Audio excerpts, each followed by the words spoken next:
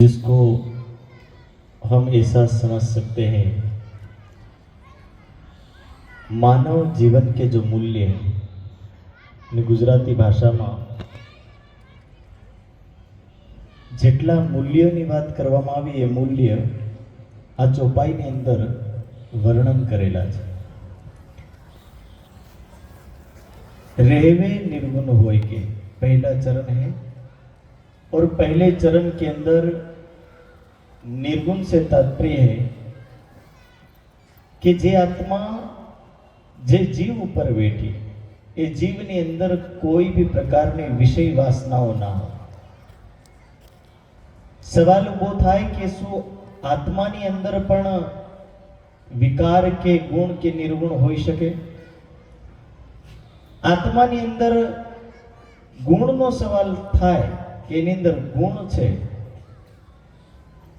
पण एनी अंदर वासनाओं नथी, कामनाओं नथी, कामना रहित छे। आ सवालनो उत्तर ज्यारे श्री मेराज ठाकुरे सद्गुरु महाराज ने पूछ्यो कि सद्गुरु महाराज मारी अंदर जेटला पण अवगुण होय ए तमे मने बताओ, त्यारे सद्गुरु महाराज एमने उत्तरमां कह्यो कि तारी आत्मा निर्मल छे अने जे निर्मल आत्मा छे निर्मल आत्माने आ दुनियाना प्रकृतिना बंधनमांथी सदा मुक्त वर्णन कर्युं छे। पण ए निर्मल आत्मा जे जीव साथे जोड़ाई छे अने ए जीवनी साथे जोड़ेला अंतस्करण अने अंतस्करणनी साथे जोड़ेलो आखो आ प्रकृति मंडल। कारण के आत्मा द्रष्टा छे, द्रष्टा एटले जोवे छे ने जोवे एटले कोनी जोवे? आत्मा जीवने जोवे छे ने जीव एना कर्म करे छे। पण शरीरने संचालित करतो जे जीव छे ए जीव ज्यां सुधी नहीं सुधरे त्यां सुधी आत्मा पण जागणीना कार्यमां आगळ आवी शके नहीं। घणा सुंदर साथ एवुं विचारे के मारो जीव करे छे, हूँ तो नथी करतो, पण जीवना यदि कर्म खोटा हशे तो ए आत्मा उपर पण लागू पड़शे। अने एटला माटे कह्युं के 3 मित्र यदि एमांथी 2 शराब पीता होय अने एक मित्र शराब नहीं पीतो होय पण त्रणेय व्यक्ति यदि शराबनी बोतल लईने बैठा होय तो लोको एवुं ज कहेवाना छे के त्रणेय 3 पियकड़ छे। कोई एवुं नहीं के एमांथी एक पीतो नथी, त्रणेय 3 ની પીવાવાળી લાઈનમાં ઊભા કરી દે। એવી રીતે આ દુનિયાની અંદર આત્મા જે વસ્તુ છે જીવની સાથે જોડાઈ છે ને જેવી જીવની કરણી હશે એ જીવને એવો વર્ણન કરીને એની આત્મા ઉપર એ જ શબ્દ લાગુ પડશે। જેમ તમને ઉદાહરણની ભાષામાં કહું, साकुमार की आत्म राज्य के चरणों में नहीं आ पाई। पूर्णतया सुंदर साथ ने प्रयास किया कि ये आत्मा जागृत हो। दिल्ली दरबार ની અંદર 4 મહિના એમની જોડે રહ્યા સુંદર સાથ, 12 સુંદર સાથ સતત એમને જગાડવાની કોશિશ કરે છે। પણ જીવનો જે સ્વભાવ છે એ જીવના સ્વભાવમાં ઝૂકવાની પ્રવૃત્તિ નથી। એટલો અહંકારી જીવ છે કે એના જીવને એવું લાગે છે કે હું મારી સત્તા છોડી દઉં, આ રાજપાટ છોડી દઉં તો મારું શું થશે? એક તરફ આત્માનો અખંડ સુખ છે, એક તરફ આત્માનો અનંત आनंद छे ने बीजी तरफ संसारनो सुख छे। संसारना सुखनी लेवा माटे आत्मा राज्य तरफ वळे छे। अंदरथी अवाज आवे कि क्या तू आ संसारमां फसेलो छे, क्या आ संसारमां लफड़ामां पड्यो छे? आ संसारने छोड़ी अने परमात्माना चरणोमां, इमाम मेहदीना चरणोमां चल। पर तो भी अंदर से वो जीव बार बार उनको लौटा करके ले आता है, मन लौटा करके ले आता है और यही कहता है कि ये संसार ही सुख का सागर है। और इसीलिए ये जो बातें हैं इन बातों से यही पता चलता है कि आत्मा भले पवित्र हो पर जीव यदि पवित्र ना हो तो ये जीवना कारण थी आत्मा पण संसार ने अंदर जागृत थती थती अटवाई जશે। અને એ આત્માને જાગૃત કરવા માટે જીવને સાફ સુથરો કરવાની જરૂરત છે, જીવને યોગ્ય બનાવવાની જરૂરત છે। એટલે જીવ જ્યારે યોગ્ય બનશે ત્યારે આત્મા પણ એની જોડે યોગ્ય થઈ જશે। એટલે સર્વપ્રથમ એ વાત સમજાવી कि आत्मा तो वैसे रहवे निर्गुण होय के ए विषय वासनाथी परेनी वस्तु छे। आत्मा विषयों पड़ती नहीं। दुनियाना शब्द रूप रंग रस आ जेटला पण विषय छे ए तमाम विषयोथी आत्मा तो मुक्त छे, पण मुक्त एनो जीव नहीं। अने ए जीवने मुक्त करवा माटे आत्मा प्रयास करे छे कि राज्यना चरणों आवे अने ए जीवने ज्यारे राज्यનું જ્ઞાન મળશે, પરબ્રહ્મનું જ્ઞાન મળશે, તો શાયદ એમના ચરણોમાં રહીને ધીરે ધીરે જીવ બી પવિત્ર થઈને આત્માને જોડે અખંડ થશે।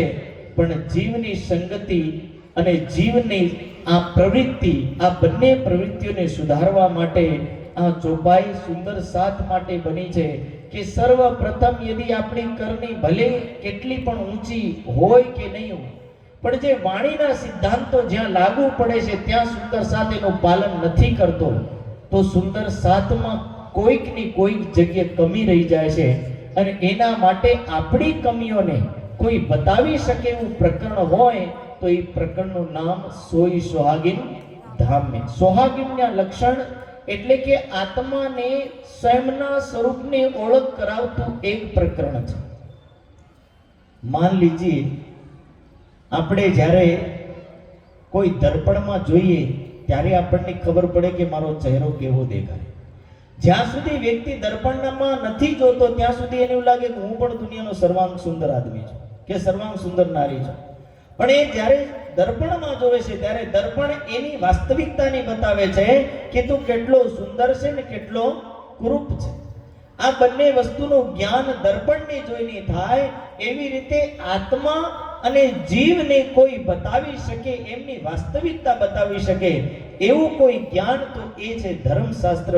એ બ્રહ્મવાણી છે ને બ્રહ્મવાણીના માધ્યમથી એ સત્યનું જ્ઞાન થાય કે આપણી અંદર કેટલી કમીઓ છે અને એ કમીઓને દૂર કઈ રીતે કરવાની છે। તો એને દૂર કરવા માટે સર્વપ્રથમ જે પ્રથમ ચરણ છે કે નિર્ગુણ થવું, આ દુનિયાના ગુણોથી રહિત થઈ જવું। અને સતોગુણ હોવો જોઈએ પણ રજોગુણ અને તમોગુણ હોવો જોઈએ નહીં। અને રજોગુણ અને સતોગુણ છોડવા માટે પણ વિષય વાસનાઓથી મુક્ત થવાની જરૂર છે।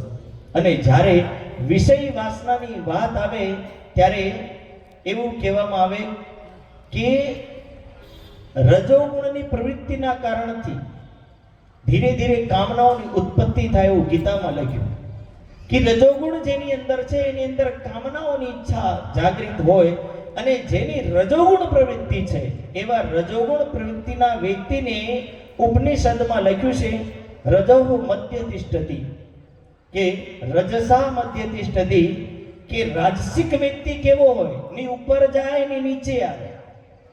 સમજણ પડી?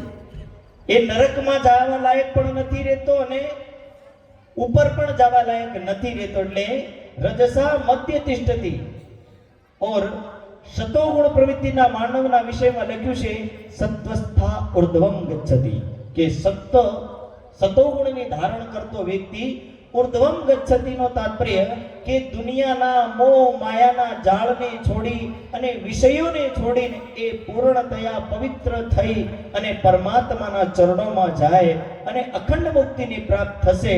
એટલે કે સત્વસ્થા ઉર્ધ્વમ ગચ્છતિ કે સતોગુણી માનવ સદા ઉપર જાય છે પણ રજોગુણી મધ્ય એટલે કે વચ્ચે રહે છે, નથી ઉપર જતો નથી નીચે આવતો। અને અંતિમ જે ચરણ કહ્યું તમઃ અધો ગચ્છતિ કે તમોગુણ धारण व्यक्ति या तमोगुण धारी व्यक्ति सदा पतन की ओर जाता है કે એનું સદા પતન થાય છે। અને પતન થાય એ પૂર્વ એ અવસ્થા વર્ણન કરી કે એ અવસ્થાનું નામ છે રજ અને તમ અવસ્થા। આ બંને અવસ્થાઓ વ્યક્તિની પતન તરફ લઈ જાય છે અને એનું કારણ છે કે જ્યારે વ્યક્તિની અંદર રજોગુણની પ્રવૃત્તિ થાય ત્યારે એની અંદર સંકલ્પ જાગૃત થાય અને સંકલ્પ થાય તો રજોગુણના કારણથી ઈચ્છાઓની बढ़ोतरी थाय અને ઈચ્છાઓની बढ़ोतरी થાય એટલે મનુષ્ય ધીરે ધીરે ઈચ્છા અને તૃષ્ણાઓથી ભાગ તરફ ભાગતો જાય અને ભાગતો માણસ કેવલ દોડે છે પણ એની તૃષ્ણાઓ કોઈ દિવસ પૂર્ણ થતી નથી। ભર્તૃહરિના શબ્દોમાં કહે છે તૃષ્ણાના જીર્ણા ભયમેવ જીર્ણા કે જેની તૃષ્ણાઓ છે, જેની કામનાઓ છે, જેની ઈચ્છાઓ છે, એની ઈચ્છાઓ કોઈ દિવસ પૂર્ણ નથી થતી. હું ઘણીવાર એક ઉદાહરણ લોકોને કહું છું કે જેની વિશાળ એક તૃષ્ણાઓ છે, એવી વિશાળ તૃષ્ણાઓનો માનવી કેવો હોય. એક ઉદાહરણ કોઈ સુંદર પૌરાણિક માન્યતાની અનુસાર બનાવ્યું. એ ઉદાહરણમાં કહે છે કે વ્યક્તિ દુનિયાની અંદર ભક્તિ કરે છે ભગવાન શિવની, અને સતત ભક્તિ કરતો હોય વ્યક્તિ ભગવાન શિવને પ્રસન્ન કરે છે. અને માં પાર્વતી જ્યારે પ્રસન્ન થાય ત્યારે ભગવાન શિવને માં પાર્વતી નિવેદન કરે કે દેવ, પ્રકૃતિની અંદર, સંસારની અંદર તમારો પરમ ભક્ત આટલી ભરી દોપહેરીની અંદર, આટલા તાપની અંદર એ તમારી ભક્તિ કરતો કરતો હળ ચલાવે, તમને દયા નથી આવતી? ત્યારે ભગવાન શિવ એમને કહે છે કે પાર્વતી, આ દુનિયાની અંદર આવા ઘણા બધા છે, પણ બોલે એ ભક્તિ કરે ખરા, પણ બોલે અહીંયા કોઈ આવવા માંગતા નથી. એમની વિશાળ તૃષ્ણાઓ છે. અને જ્યારે ધીરે ધીરે ભગવાન શિવને મનાવવા માટે માં પાર્વતી નિવેદન કરે, માં પાર્વતીની વાતની માન આપીને ભગવાન શિવ જ્યારે ધરતી પર પધાર્યા ત્યારે ભક્તને કહે છે કે ચાલો ભક્તરાજ, તમારી ભક્તિ ફલીભૂત થઈ. અને જ્યારે ભક્તિ ફલીભૂત થઈ એવું શબ્દ કહ્યો ત્યારે ખેડૂત એમને કહે છે કે ભગવાન, હજી મારા છોકરાનું લગ્ન થયું નથી. યદિ છોકરાનું લગ્ન થઈ જાય તો આપણે અહીંયાથી રવાના થઈશું. છોકરાના લગ્ન માટે ભગવાને એમને કહ્યું કે કઈ વાંધો નહીં, સમય આવશે તો આ લગ્ન કરીને તમે મારે ધામ આવજો. એવી વાત કરીને ભગવાન શિવ પાછા વળ્યા. સમય ગયો અને સમય જતા પછી છોકરાનું પણ લગ્ન થયું. ભગવાન શિવને ખબર પડી કે લગ્ન થઈ ગયું છે, હવે મારે લઈ આવવા એને જવું પડશે. અને લેવા માટે આયા ત્યારે આવીને એને કહે છે કે હવે તો ચાલો. તો એ વ્યક્તિ કહેવા લાગ્યો, ભગવાન, હવે તો ખાલી લગ્ન થાય છે, વહુના રોટલા ખાવા બાકી છે. અને જ્યારે એમના રોટલા ખાવાની ઈચ્છા પૂર્ણ કરવા માટે ભગવાન શિવે કહ્યું કે કઈ વાંધો નહીં, હજી 1-2 વર્ષ લઈ લો. 1-2 વર્ષ લીધા એટલે રોટલા પણ ખાધા અને લાલાનું દર્શન પણ થયું. લાલો પણ ઘરમાં આવ્યો અને દર્શન થયું. પછી ધીરે ધીરે ભગવાન શિવે કહ્યું કે હવે તો ચાલ. તો કે હજી વહુને ખબર નથી પડતી કે જીવન જીવવાનું કઈ રીતે. એટલે એ વ્યક્તિ ત્યાંનો ત્યાં રહે છે. સમય વ્યતીત થાય છે. ધીરે ધીરે એ વ્યક્તિની મૃત્યુ થઈ જાય. અને મૃત્યુ થયા પછી વ્યક્તિ કૂતરાનો જન્મ લઈને આવ્યો પાછો. અને જ્યારે કૂતરાનો જન્મ લઈને એના ઘરના આંગણમાં આમ તેમ આંટા મારે.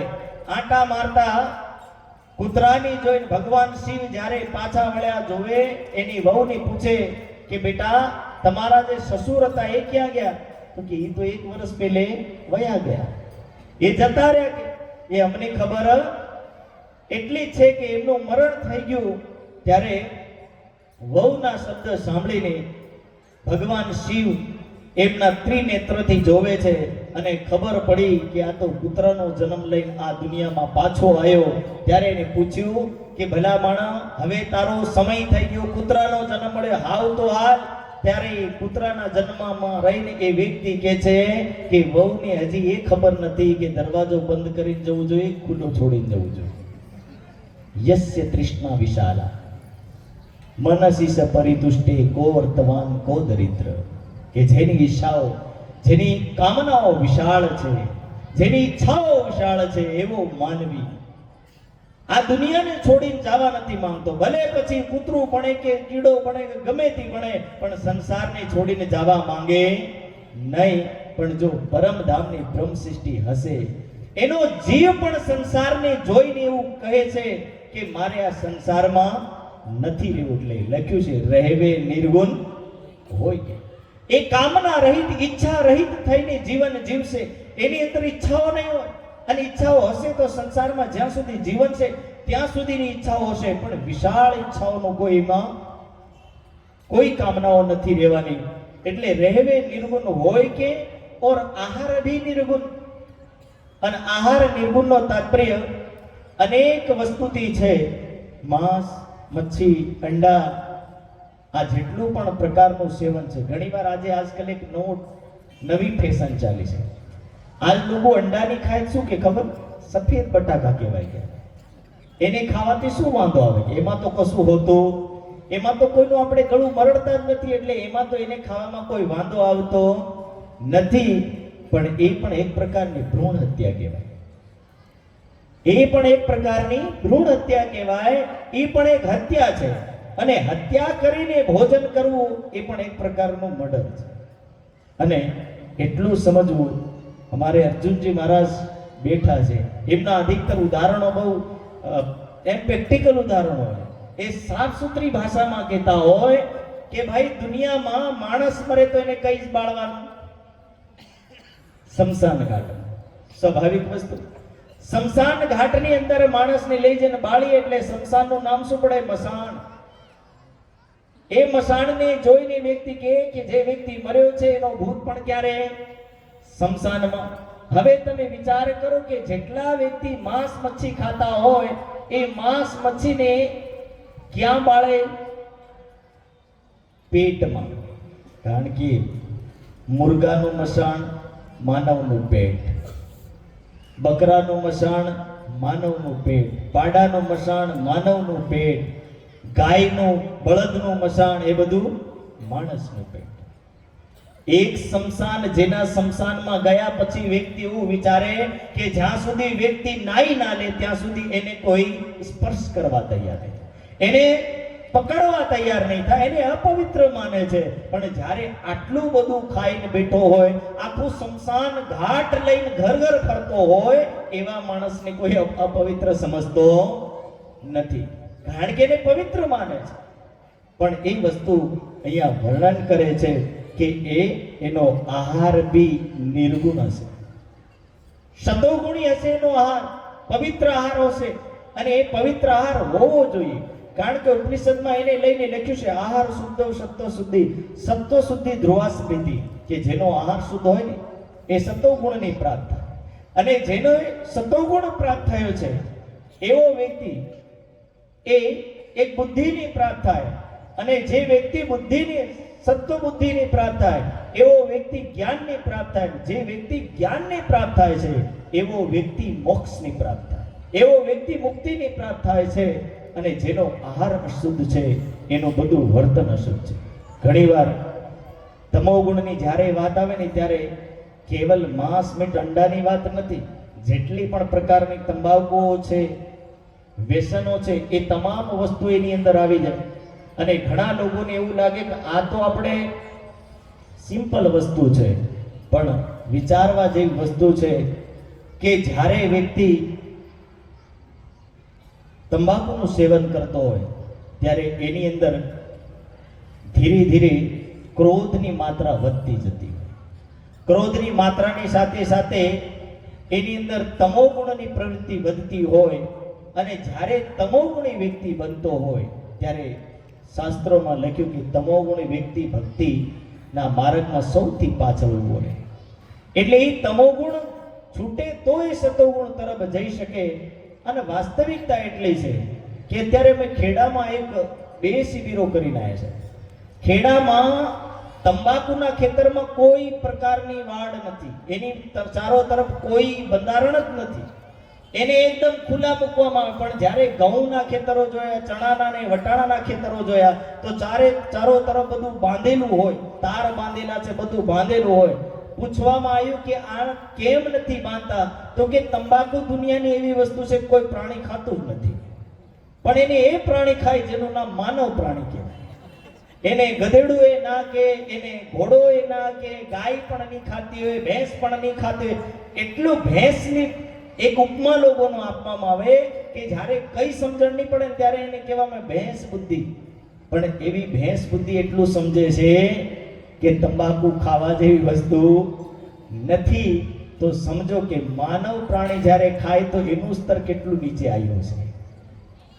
ભલે લોકો ભેંસને માણસને ઘણીવાર એ શબ્દ વાપરે કે ગધેડા જેવો માણસ છે, ભેંસ જેવો વ્યક્તિ છે, પણ જ્યારે આ ઉપમાઓ હટાવી અને જે વર્તન ત્યાં પશુ નથી કરતા એ વર્તન માનવ કરે ત્યારે મને એવું લાગે કે માનવ કદી કદી પશુના કારણથી પણ ધીરે ધીરે નિમ્ન કોટીમાં જતો રહ્યો છે.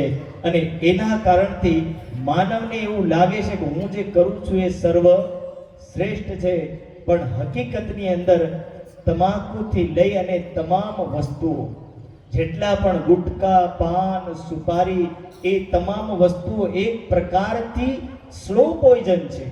મનુષ્યની અંદર ધીરે ધીરે એના કારણથી અનેકો કોશિકાઓ મરતી હોય, એના સેલ્સ બોડીના મરતા હોય, અને એ સેલ્સ જે બોડીના મરે છે એના કારણથી મનુષ્યને એનાથી ઘણું બધું નુકસાન છે.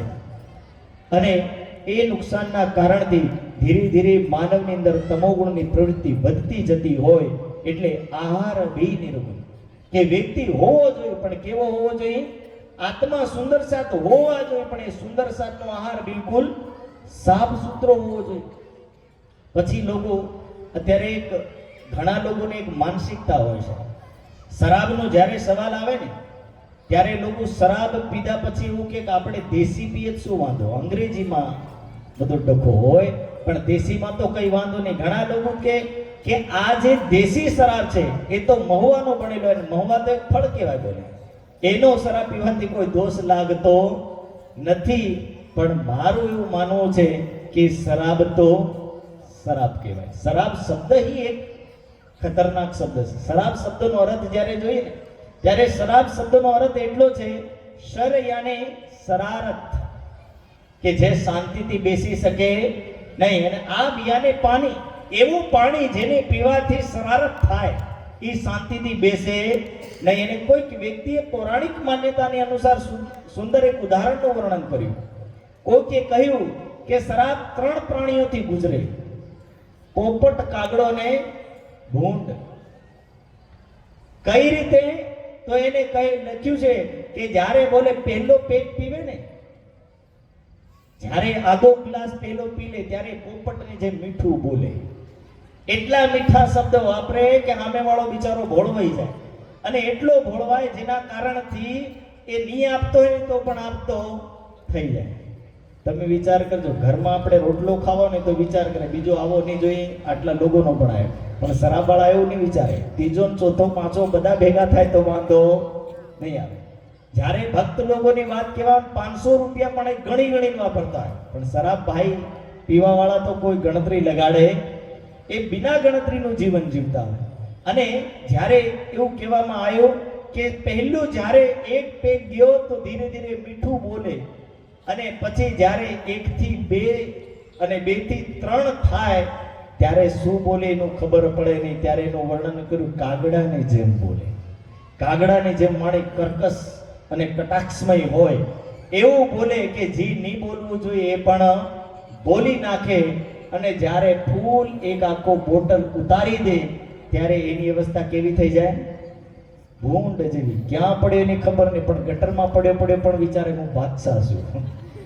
ઈ બાદશાહ કઈનો છે એ તો ખબર નથી, પણ ગટરનો બાદશાહ તો કહેવાય ને કહેવાય. કારણ કે ગટરમાં પડ્યો પણ એને જાતને એવું સમજે કે હું બાદશાહ છું. પણ એના શબ્દોને લઈને વાણી એટલું કહે છે કે પીવું ના, તમાકુ છોડ દેવી. ખાવાની હોય પીવાની હોય. સાહેબ, આ જે પ્રવૃત્તિ ક્યારથી લાગુ પડી? જ્યારે પહેલી વાર ચિંતામણીજી મહારાજ અને એમના શિષ્યોને જ્યારે તારતમ આપવાની વાત આવી ત્યારે સૌથી પહેલા એ નિયમો બન્યા. પછી બીજી વાર જ્યારે જયરામભાઈ કંસારાની અબાસી બંદરમાં જાગૃત કરવાનો પ્રસંગ આવ્યો ત્યારે પણ એ જ પ્રસંગ આવે છે કે શ્રીજી સાહેબ જયરામભાઈ કંસારાના ઘરમાં જઈને જોવે છે, ભયાનક બધું પડ્યું છે. માછલીઓ પડીને, શરાબના બોટલો પડ્યા, અંડા પડ્યા, બધું પડ્યું. એક તરફ ભાંગના હુક્કાઓ ભરેલા પડ્યા. શ્રીજી સાહેબ કે હું લગાતાર સત્સંગ સંભળાવું છું, પણ તોય છતાં માણસના હૃદયમાં મારો સત્સંગ ઉતરતો નથી. કેમ કે સત્સંગમાં બેસે ત્યાં સુધી પાછો આવીને ધુમાડાની સાથે લાગેલો રે. એટલે શ્રીજી સાહેબને ખબર પડી કે મારું જ્ઞાન તો ધુવાડાની સાથે સાથે પૂરું સાફ થઈ રહ્યું છે. ત્યારે એમને કહ્યું कि वधारे नहीं पण 1 महीना की मुद्दत मुझे देना, यदि 1 महीने में आपको परमात्मा के दर्शन ना हो गए तो मैं मेरा ज्ञान बांध करके वापस ले जाऊंगा और आप अपनी माया में खुश रहना, जो खाना है वो खा लेना। जयराम भाई कंसारा को 1 महीने का वचन लिया और 1 महीने के वचन लेने के बाद जयराम भाई कंसारा સોરી ભૈરવ શેઠ, કે ભૈરવ શેઠનો જે પ્રસંગ, એ ભૈરવ શેઠ લગાતાર સાહેબ એમની પત્ની ગુસ્સો કરે છે કે આટલું બધું આ છોડવું પેલું છોડવું બોલે, એવું તો થવું નહીં જોઈએ. મારા પતિનો જીવન, મારા પતિનો જે વ્યવહાર છે એ તો બોલે આના માંસ મીટ અને આની ઉપર ટકેલો છે. અને આ શેઠને બધું છોડવામાં ગયો એટલે પત્ની ઘરમાં બડબડ કરે છે. તોય છતાં ભૈરવ શેઠ એ ભોજનને છોડવા માટે તૈયાર થાય અને બીતક સાહેબમાં લખ્યું છે હુક્કા દિયા તુરંત ફોડ, કે તુરંત એ હુક્કાને તોડ્યો અને માંસ મછલી બધું છોડ્યું.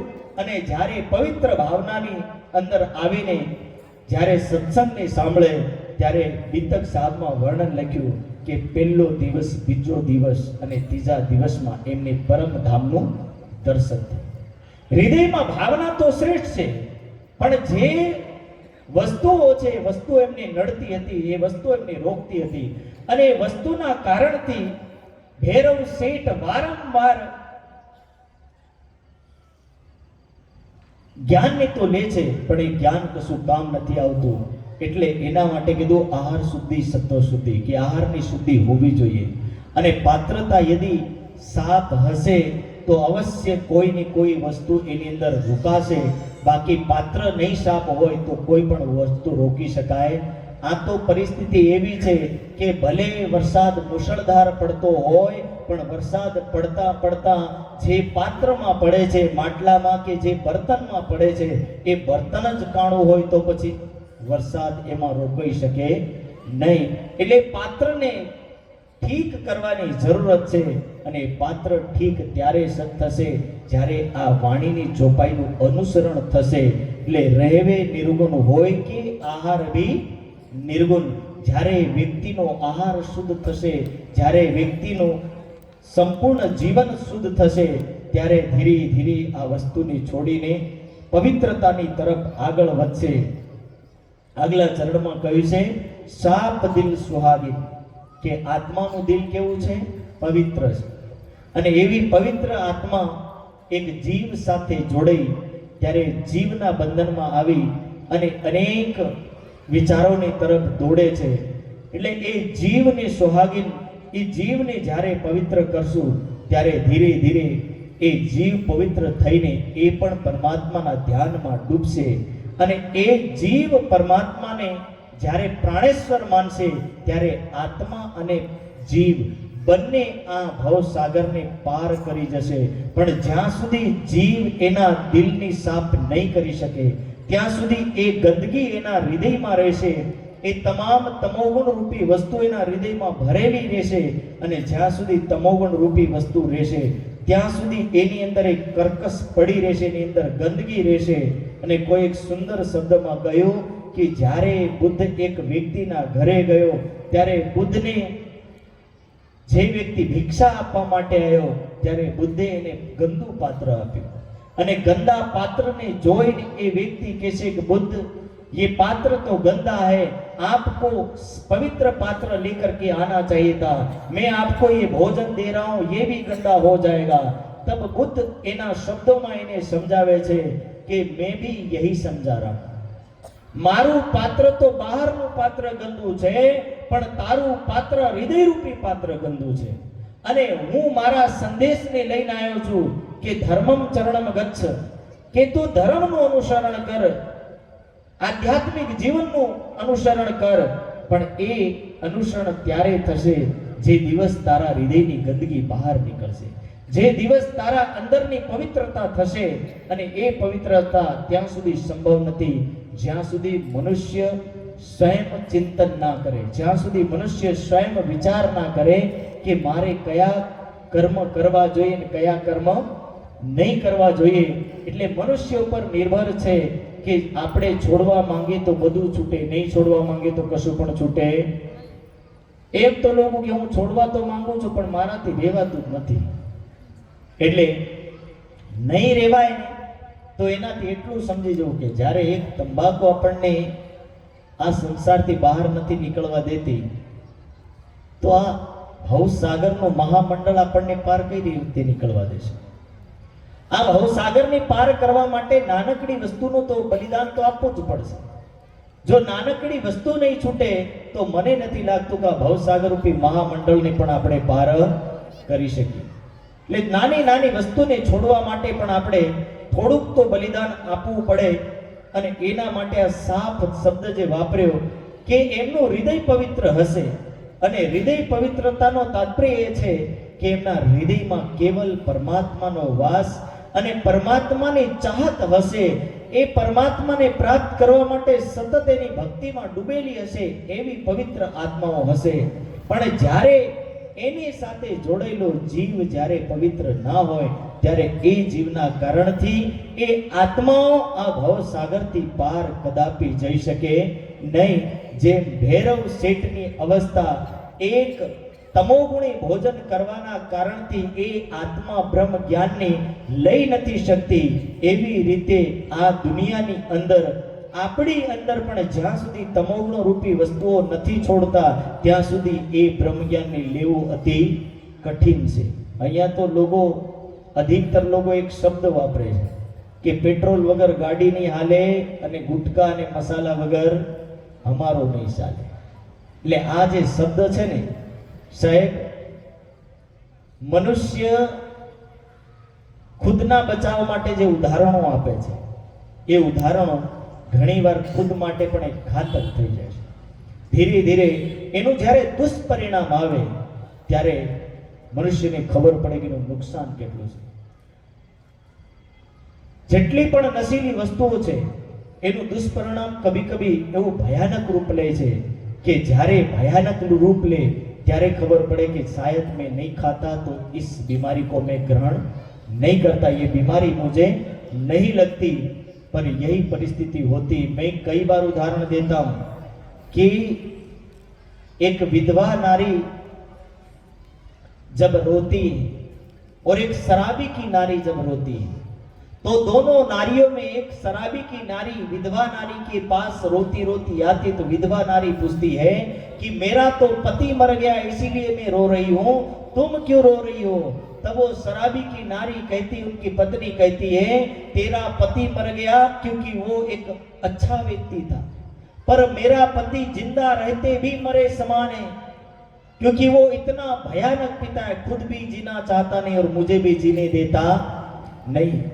आपके पति में वो खासियत थी कि वो आपको भी जीने की कला सिखा गया और स्वयं चला गया, पर बोले मेरा पति स्वयं मरना चाहता है और मुझे भी साथ में मारना चाहता है.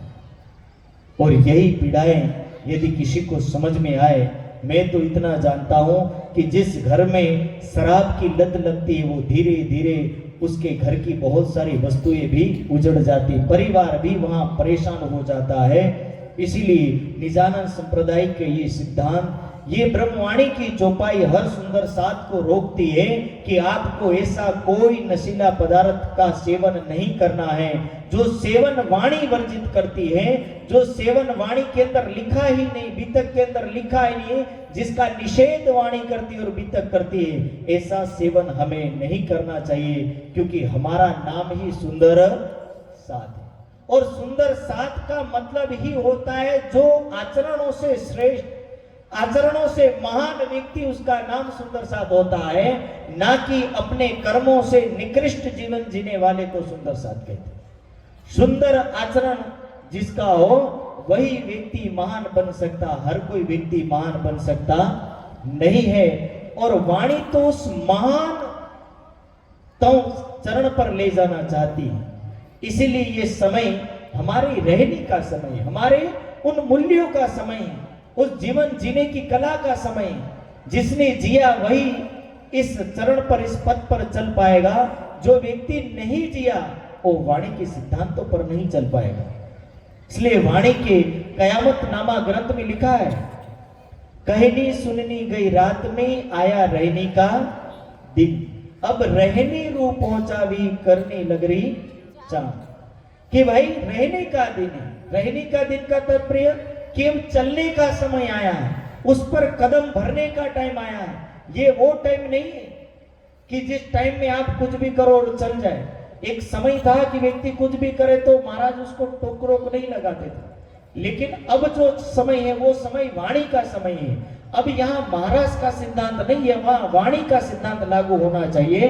अपने आप को सुंदर सा कहने वाले सुंदर सा, दुनिया को देखने की अपेक्षा अपने अंदर एक बार नजर करके देखे कि मैं किस अवस्था में पड़ा हूं।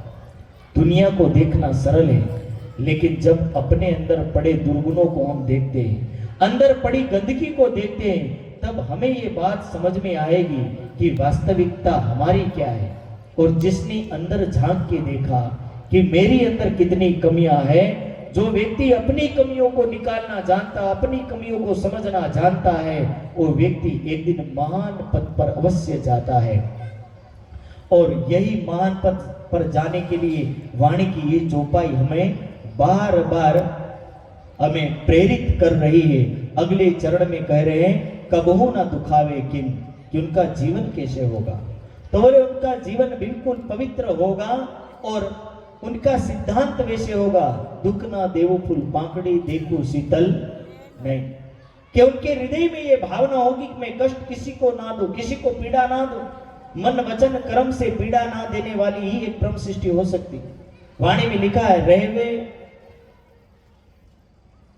हो ही रही हो तुम रेणु समान। एक वाणी का एक चरण है कि हो ही रही हो तुम रेणु समान, यानी कि यदि उनके कार्य महान होंगे, उनकी सेवाएं महान होगी, तो भी वो कैसा रहेगा, एक सामान्य सुंदर साथ की तरह झुक के रहेगा। ना उसके अंदर अहंकार होगा, ना अहंकार का दबदबा होगा। कई बार व्यक्ति को थोड़ा सा ज्ञान हो जाता है तो इतना अहंकारी बन जाता है कि उसको स्वयं समझ में नहीं आता कि मैं क्या कर रहा हूं। वो सोचता है कि मैं महान ज्ञानी हूं या महान काम को करने वाला हूं, पर जिस दिन वो अहंकार के ऊंट पर बैठ गया, ये वही दशा हो जाती है कि ऊंट पर बैठा हुआ व्यक्ति कैसा भी हो, पर ये सोचे कि मैं हिलूंगा नहीं, तो ये उसकी भूल है। एक बार ऊंट पर बैठ जाने के बाद ऊंट पर बैठा हुआ व्यक्ति हिलता हिलता और हिलता ही है। इसी तरह एक बार व्यक्ति अहंकार के रूपी ऊंट पर बैठ जाता है, वो एक दिन हिलता भी है और गिरता भी अवश्य है, क्योंकि वो उनका समय होता है। और जिस समय वो गिरता है तो उसकी दशा एकदम खराब हो जाती है। और मेरा तो इतना मानना है कि जब जब व्यक्ति के अंदर अहंकार आता है, तब तक मनुष्य उसको छोड़ करके जाने के लिए तैयार हो जाते हैं। जहां व्यक्ति झुकना जानता है, वहां प्रेम भाव के कारण से लोग आना चाहेंगे, लेकिन यदि व्यक्ति के अंदर अहंकार आएगा तो व्यक्ति उसको छोड़ करके जाना चाहेगा। भर्तृहरि अपने शब्दों में कहते हैं, यदा किंचिचोहम दीपैव मदांधः समभवम्। भर्तृहरि अपने शब्दों में वर्णन करते हैं कि મને થોડું જ્ઞાન હતું ને તો એવું લાગતું હતું કે મારી જેવો કોઈ દુનિયામાં જ્ઞાની નથી। यदा किंचित चोहम दीपैव मदांधः समभवम्। दीप એટલે કે પહાડની જેમ મને અહંકાર હતો। और अगले चरण में कहते हैं, तदा सर्वज्ञोऽस्मीत्यभवदवलिप्तं मम मना। कि उस समय मुझे ऐसा लगता है कि मेरे जैसा रुपये वाला भी कोई नहीं, मेरे जैसा ज्ञानी भी कोई नहीं, और मेरे जैसा महान भी कोई नहीं। पर जब बोले उनको ये बात पता चली कि किसी ज्ञानी के चरण में बैठे, किसी संतों के चरण में बैठे, किसी करोड़पति के चरण में बैठे, तब उनको पता चला। तब उनके चरणों में लास्ट के 2 चरण वो दोहराते हैं और तब ये बात कहते हैं, यदा किंचित किंचित बुध जन सकाशादवगतम। कि जब मेरी बुद्धि में थोड़ा थोड़ा आने लगा, मुझे ये बात समझ में आने लगी कि मेरे जैसे दुनिया में अनेकों नहीं अरबों खरबों पड़े, और उनको देख करके मेरी बुद्धि में आने लगा। तब वो अंतिम चरण में कहते हैं, तदा मूर्खोस्मीति जरैव मदो में व्यपगत। कि उस समय मुझे पता चला कि मैं महामूर्ख था। उस समय मेरी बुद्धि के बाद मुझे ये मेरी बुद्धि से आंकलन करने के बाद पता चला कि मैं ना कोई महान ज्ञानी हूं और ना कोई महान सम्राट। इन सब में मैं पीछे हूं। और वही अहंकार को छोड़ करके जब पवित्र हुआ वो व्यक्ति भर्तृहरि सब सारी चीजें छोड़ देता है पवित्र होता है और पवित्र होने के बाद वही भर्तृहरि राजपाट को लात मार करके चला जाता है। हिमालय की कंदराओं में जाकर के गंगा के किनारे रह करके जब साधना में डूबता है तब उनके शब्द जो निकलते हैं, अहंकार को राजपाट को छोड़ने के बाद जो उनके शब्द बाद के निकलते बड़े सुनने वाले हैं। भर्तृहरि कहते हैं, गंगा तीरे हिमगिरी शिला पद्मासनस्य, कि गंगा का किनारा है और पद्मासन लगाया हुआ है। ब्रह्म ध्यानम वशन विधिना योग निद्राम गदस्य, कि मैं ब्रह्म ध्यान के अर्थात परमात्मा के ध्यान में डूबा हुआ हूं और इस ध्यान में डूबने के बाद अब मुझे पता चल रहा कि ना अहंकार में आनंद था, ना राजपाट में आनंद था, ना किसी धन संपत्ति में आनंद था, ना किसी और में आनंद था। वही भर्तृहरि करे ब्रह्म ध्यानम विषम विधिना योग निद्राम गतस्य, कि योग निद्रा के आनंद के बराबर दुनिया का दूसरा कोई आनंद नहीं है। उस आनंद को तब लिया जा सकता है जब ये वाणी कह रही है कि साब दिल सुहागिन कबू ना दुखावे, कि जिनका दिल पवित्र हो जाए, जिनकी रहनी पवित्र हो जाए, जिनका आचरण पवित्र हो जाए, ऐसा व्यक्ति ही अपने हृदय में शीतलता को धारण करता है, आनंद को धारण करता है।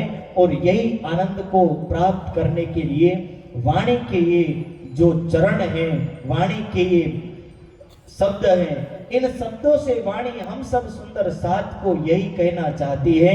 ब्रह्म ज्ञान हमें यही कहना चाहता है कि आप अपने आप को कामना रहित बनाएं, आप अपने आहार को निर्गुण बनाएं, आप अपने दिल को पवित्र बनाएं और आप दूसरे को पीड़ा देने वाले ना समझे। आप अपने आप को वो समझे कि वसुधैव कुटुंबकम अयम निज परोवेति गणना लघु चेतसाम उदार चरिता नाम च वसुधैव कुटुंबकम, कि जिनका दिल उदार प्रवृत्ति का हो, जिनका दिल हर मानव की पीड़ा में पीड़ा समझता हो, हर मानव के दर्द में दर्द समझता हो और हर इस संसार में पड़े मनुष्य जो दुख के सागर में डूबे हुए ऐसे मनुष्य को बाहर निकालने में जिसका दिल ये सोच के आगे आता हो कि संपूर्ण पृथ्वी के मानव मेरा ही परिवार है, ऐसी भावना रख करके सुख शीतल करो संसार का शब्द दिल में हृदय में ले करके जो व्यक्ति एक महान चरण पर चल पड़ेगा वही उसके महान लक्षण है। इसलिए वाणी की ये चौपाई सुंदर साथ को उस महानता के बारे में बताती है, उस महान गुणों के बारे में बताती है कि आप परम धाम की ब्रह्म सृष्टि हो। और ब्रह्म सृष्टि का जो लक्षण लिखा है शास्त्रों में वो क्या लिखा है, ब्रह्म सृष्टि कही वेदनी ब्रह्म जैसी तदो गत, कि ब्रह्म सृष्टि कैसी होगी तो बोले वो परमात्मा के जैसी होगी, यानी परमात्मा के गुणों को धारण करने वाली होगी।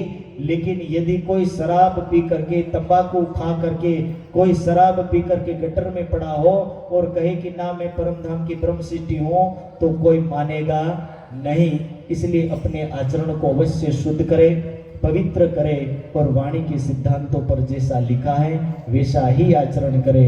यही आचरण ही मानव को महान बनाता है और आचरण यदि नहीं रहा तो जीवन के मूल्य समाप्त हो जाएंगे। इसलिए जीवन के मूल्यों के अंदर जो शब्द है, जो मूल्य है, उन मूल्यों को धारण करना ही हमारा परम कर्तव्य है। बोलो श्री प्राणनाथ प्यारे की जय। प्रणाम जी।